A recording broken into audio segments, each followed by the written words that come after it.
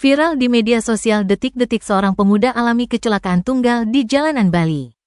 Dalam video yang dibagikan oleh akun Instagram Panaya Bali Cipta, terlihat seorang pengendara alami kecelakaan usai menabrak seekor anjing.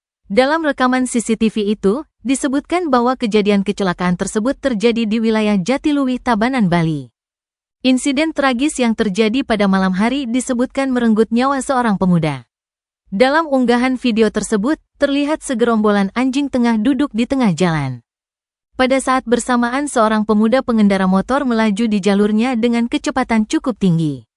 Saat melintas di lokasi kejadian, pengendara yang diduga tidak mengetahui keberadaan anjing tersebut kaget hingga menabrak salah satu anjing.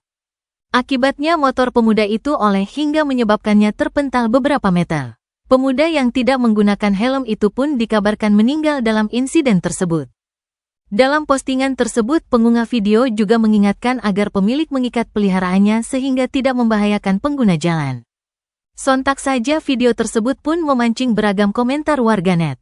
Sebagian warganet setuju dengan keterangan si pengunggah, namun sebagian warganet menyebut seharusnya pemotor harus selalu melengkapi diri dengan perlengkapan untuk keselamatan berkendara.